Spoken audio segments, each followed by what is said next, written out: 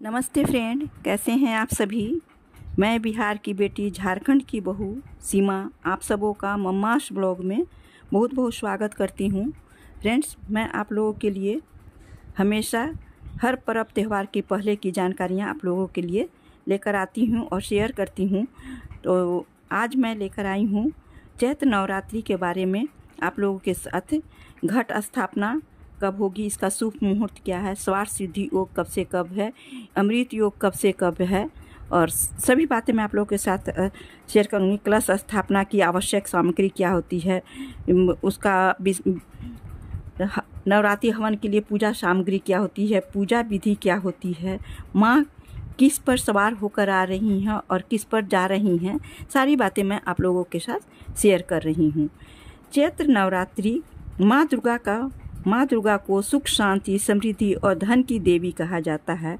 2024 के अप्रैल 9 को पूजा की शुरुआत हो रही है। 9 दिनों तक चलने वाली चैत्र नवमी की मंगलवार 9 अप्रैल को कलश स्थापना के साथ शुरू होगी।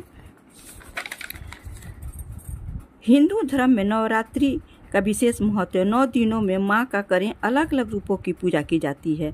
हर एक 9 दिनों में डेली अलग अलग माँ की पूजा की जाती है। मान्यता है कि नवरात्रि में माँ की पूजा अर्चना से मुक्ति पर भक्तों पर माता रानी की कृपा बनी रहती है। हिंदू पंचांग के अनुसार चैत्र नवरात्रि चैत्र मास को शुक्ल पक्ष प्रतिपदा तिथि से शुरू होती है।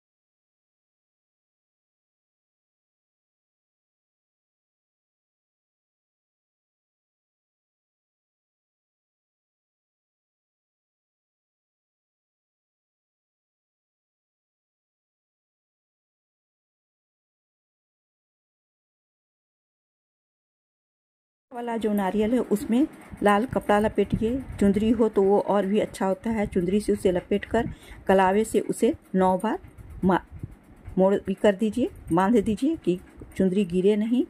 उसके बाद ये सब हो गया। अब जानते हैं कि चैत्र नवरात्रि 2024 का स्वार्थ सिद्धि योग और अमृत योग का समय क्या है। तो देखिए, समय आप लिख लीजिए। 9 अप्रैल 2024 दिन मंगलवार सुबह 7:32 AM से ले प्रारंभ होकर समाप्ति होगी 5:06 PM तक रहेगा। चैत्र नवरात्रि 9 अप्रैल 2024 दिन मंगलवार आरंभ होकर 17 अप्रैल दिन बुधवार पारण का समापन होगा। चैत्र नवरात्रि 2024 प्रतिपदा तिथि की शुरुआत 8 अप्रैल 2024 दिन सोमवार रात्रि में 11:50 से शुरू होगी और समाप्ति होगी 9 अप्रैल मंगलवार रात 8:30 पर। घट की स्थापना 9 अप्रैल 2024 दिन मंगलवार को होगी।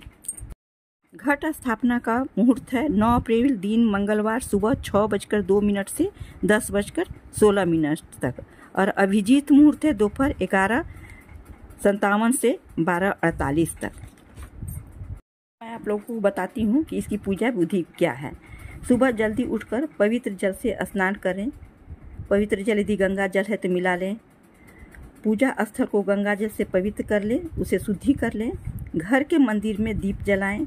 माँ दुर्गा का गंगा जल से स्नान कराएं, अभिषेक करें। माँ को अक्षत, सिंदूर, लाल फूल, गुड़हल और अपराजिता के फूल माँ को बहुत पसंद है। इनका एक नाम अपराजिता भी है। तो आप ये दोनों फूल यदि आप लोगों से संभव हो तो अवश्य माँ को चढ़ाएं। धूप और दीपक जलाकर दुर्गा चालीसा या दुर्गा सप्तशती का कवच, अर्गला, कीलक का पाठ से शुरुआत करें। यदि आप डेली दुर्गा सप्तशती का पाठ नहीं कर सकते हैं तो दुर्गा चालीसा का पाठ करें और डेली कवच, अर्गला और कीलक का पाठ अवश्य करें। और सबसे अंत में आरती दीप और कपूर से अवश्य करें। माँ को पान और सुपारी चढ़ाएं, लौंग अवश्य चढ़ाएं और सफ़ेद बतासा अवश्य चढ़ाएं। माँ को वही बहुत ही पसंद है। अच्छा, आगमन माँ का किस पर हो रहा है? इस बार देवी का आगमन घोड़े से हो रहा है। धार्मिक मान्यताओं के अनुसार देवी का आगमन घोड़े पर आगमन शुभ नहीं माना जाता है। माँ का प्रस्थान हाथी पर होगा, जो बहुत ही शुभ माना जा रहा है। बारिश अच्छी होगी, इसलिए अनाज की उत्पादन भी अच्छी होगी। नवरात्रि हवन की ये भी पूजा सामग्री क्या है ये भी मैं आप लोगों को शेयर कर दे रही हूँ, क्योंकि सभी चीज़ों की तैयारी आप पूजा के पहले ही कर लेंगे तो अच्छा रहेगा। पीपल या आम की लकड़ी या छाल, नीम, पलास, चंदन की लकड़ी हो सके तो, न भी हो तो कोई बात नहीं हो। मुलेठी की जड़, तिल, चावल, लौंग, गुलर की छाल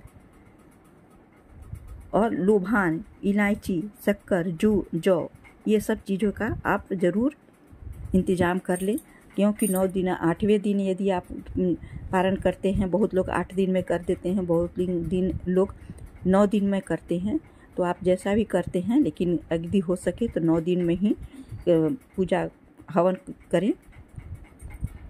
ज़रूरी है ये भी जाना कि चैत्र नवरात्रि में महाअष्टमी किस दिन है और नवमी किस दिन है। ऐसे में चैत्र नवरात्रि में महाअष्टमी 16 अप्रैल 2024 को मनाई जाएगी। चैत्र शुक्ल की नवमी तिथि 16 अप्रैल को दोपहर 1:23 से शुरू होकर 17 अप्रैल 2024 को दोपहर 3:14 तक रहेगी। ऐसे में नवरात्रि की महानवमी 17 अप्रैल 2024 को मनाई जाएगी। इस दिन देवी की नौवें स्वरूप माँ सिद्धिदात्री की पूजा की जाती है।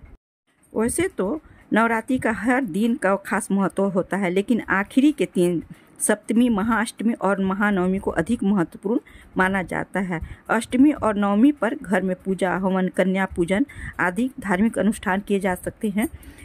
फ्रेंड्स, यदि हो सके तो आप कन्या पूजन अवश्य करें और जितना हो सके मेरे ब्लॉग को शेयर करें। आप लोगों को मेरा ब्लॉग अच्छा लगता है तो प्लीज़ एक लाइक, शेयर और सब्सक्राइब अवश्य कीजिएगा। अपने रिश्तेदारों में, दोस्तों में इसे अवश्य शेयर करेंगे। धन्यवाद।